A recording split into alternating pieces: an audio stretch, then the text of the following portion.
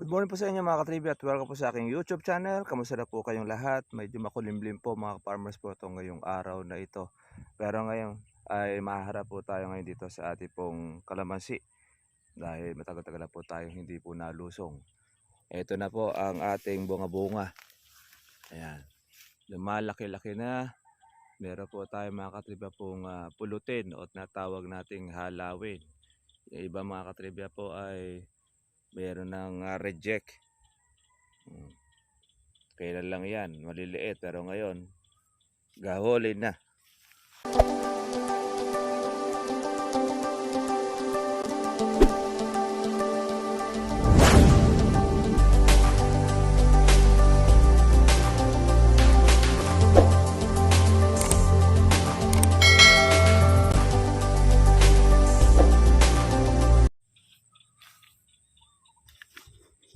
Good morning po sa inyo mga katribya at welcome po sa aking YouTube channel. Kamusta na po kayong lahat? Medyo makulimlim po mga farmers po itong ngayong araw na ito.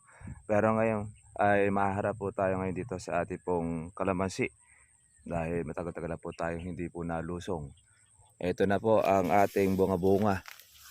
Ayan, lumalaki-laki na. Meron po tayo mga katribya pong pulutin o natawag nating halawin. Yung iba mga katribya po ay meron ng reject. Kailan lang yan, maliliit, pero ngayon gaholin na mga katribya. Biginis po tayo ng ating kalamansi. Tatanggal ang ating sangang tuyo. Buti na lang itong ating kalamansi mga ka-farmers ay wala pong maraming ganito yung sangang tuyo, pero ang ganda po ng kanyang bunga. Ayan, ang dami po niyan. Sana maganda pa ang presyo at sana po libo na lang, kahit po mga 700 mga ka-farmers, para po masulit itong kanya pong ibinulaklak na marami. Na hindi naman na po natin itong mga ka-farmers po na in-spray na kagaya ng dati nung tag-araw.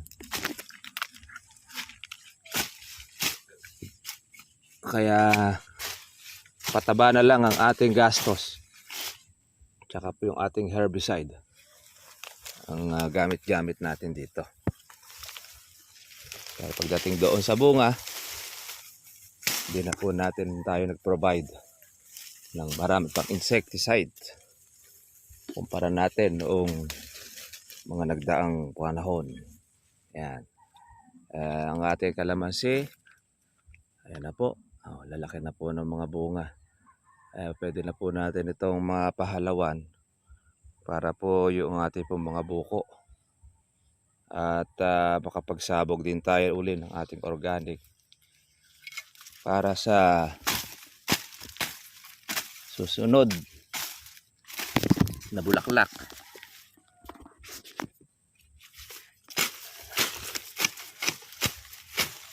Tayo po mga ka-farmers ay magpapabunga itong buwan po ng Disyembre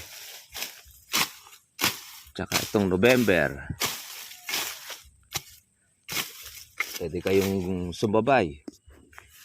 Pagbubunga kasi mga ka-farmers po ng November tsaka December, para po alam po ninyo, ang sabog po ng abono ay August tsaka po September. Ganyan po ang ginagawa po namin mga ka-farmers para tayo po ay makapagpabunga po ng ating kalamansi. At siyempre, hindi lang po talaga makikita natin siya na mamumuti sa bulaklak, lalo na pagka po ang bunga natin ay hitik. Ang manggagawa po natin dito, kaya po natin siya sasabugan para lumaki po ang mga bunga niya. Hindi po siya magiging kotsok. Bagay na bagay po sa ganyan yung pong ating organic fertilizer. Yan naman po ang suki po natin. Doon po sa San Ildefonso na kung saan po ay ginaid po natin sila para pa makapagpabungan po na malalaki. Organic fertilizer lang po mga ka-farmers po ang ating pong pinagamit po sa kanila. Naghalo po tayo po ng mga puting abono, yung mga mumurahin, pero ang ganda po na naging epekto. dahil yung isang piraso niya naging katumbas po mga farmers po noong tatlo doon sa mga maliliit na bunga. Kaya nasulit po nung ate pong katribya yung pong kanyang kalamansi. Estimate natin nasa 100 kulang o yun ang ating estimate, pero ngayon humigit pa sa 100 ang kanilang pitas. Mabot po sa kumulang ng 140 to 150 ang napitas po noong magkapatid doon sa kanya pong farm. Congratulations doon po sa ating pong katribya na pinuntahan natin at nasulit po yung kanilang alaga sa pamamagitan po ng ating pong pag-guide na kumpara natin doon sa technician na humawak sa kanila noon. Pinirahan na sila tapos muntik pang mamatay ang kalamansi. Buti na lang naabutan natin na medyo presko pa ang kalamansi niya, medyo sariwa pa, pero marami na rin po mga madilaw. Kaya yun, share lang natin sa ating po mga katribya yung naging experience po ng mga taga Bulacan sa kamay ng mapagsamantalang technician. Mula noon, hindi na nila na-contact yung technician na yun. Ang laki po ang pera na nakuha sa kanila. Lahat ng abono, lahat ng kanilang mga patawa, lason, sa kanya po nanggagaling. Puro mamahalin naman po yung mga patabang ibinibigay sa kanya na hindi naman po kilala. Pati na rin po ng gamot. Kung ano yung maisipan, yun ang kanilang ipatetesting. So, matalit-salita, malaki kinita nung pong technician. Pero buti na lang po nung makita natin yung kalamansi, sabi ko magiging challenge po ako sa akin ito. Ito po ay mapaganda at mapagbunga. Yun, awa naman po ng Panginoon, lumaki po ang bunga at saka marami siyang napitas. Tapos bumawi po mga ka-farmers po yung kanyang kalamansi. Yung itsura ng dating patayin na, ngayon ay bumata na ang itsura. Kaya lang siyempre, namuhunan din po talaga yung may-ari siyempre sa pataba. Pati na rin po sa mga lason po na kanya pong mga ginamit.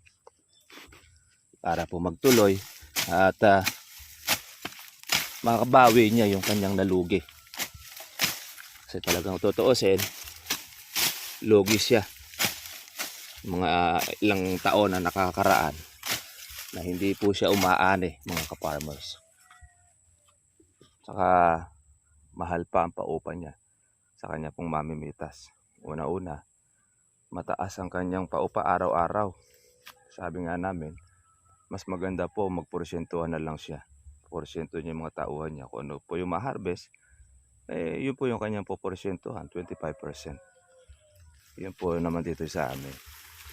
Kung kailan po pipitas, doon siya harvest. Kaya yung tauhan niya, mauobligado siya ngayon pagandahin yung kanyang alaga, pamungahin para marami sila para makuha, mapitas.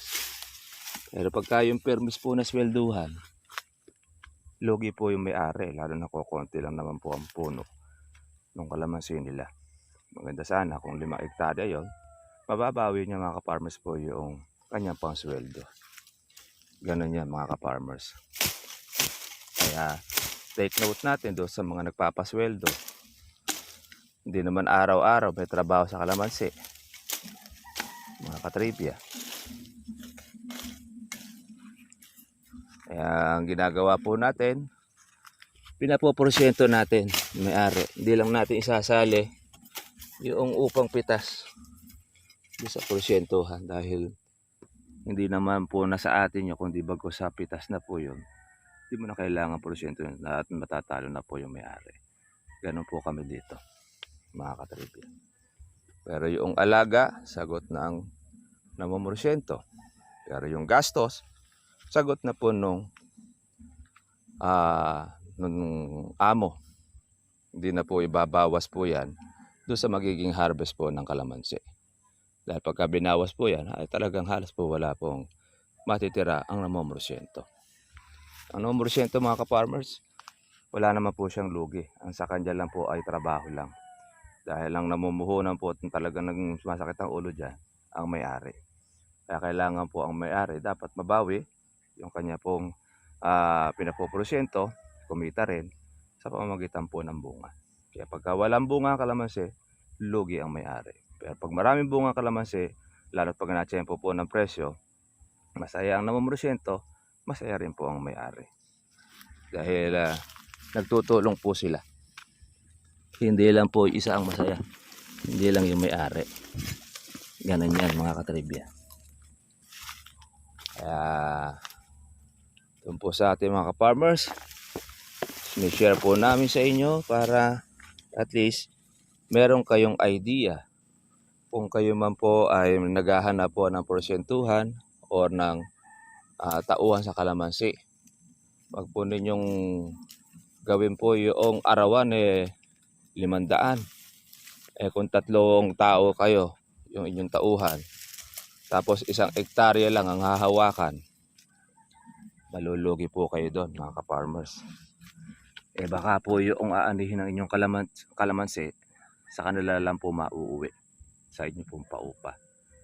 Dapat yan, kung meron kayong upahan na arawan o tawag dito yung monthly, dapat mga nasa 4 o 5 hektarya ang hawak nilang 3 para po masulit. Kasi pag 1 hektarya lang ang hawak nila or 2, talo po ang may-ari. Lalo na't ganong buwanan po ang sahod. Hindi naman po parang company yan na permis ang kita po ng company. Ang kalamansi kasi talaga may talo dyan.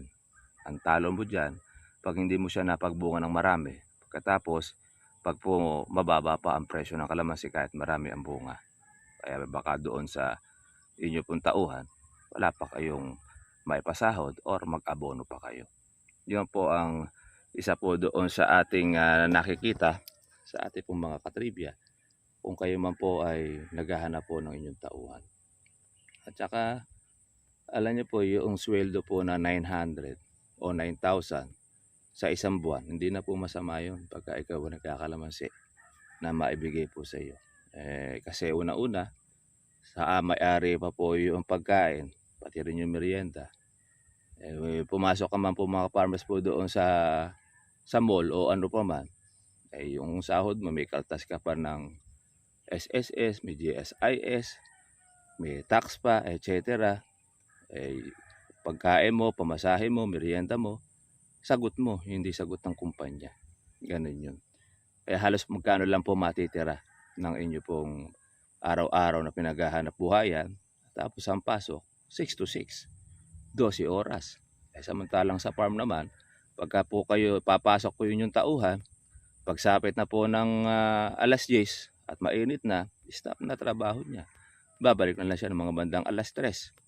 So sabihin, yung oras niya na yun, mahaba yung kanya pong bakante, hindi naman po puspusan ang mga tauhan po ninyo. Lalo na pagka po yung mainit na. Hindi kagaya po sa kumpanya, tama nga, masarap ang kanyang pakiramdam, lagi po naka-aircon, lalo pagka security guard, lagi ka nakatayo, pero mahirap. Kumbaga sa punto po na yun, 12 oras ang trabaho mo, magneneto ka lang ng 300 to 400. Dahil marami ka pang mga kaltas, magko-commute ka pa. Doon ako doon sa may kalamansi na medyo mahaba-haba pa pahinga mo. Hindi naman ganun din kabigatan ng inyong magiging trabaho, lalo na kung sanay ka naman sa paggugulay.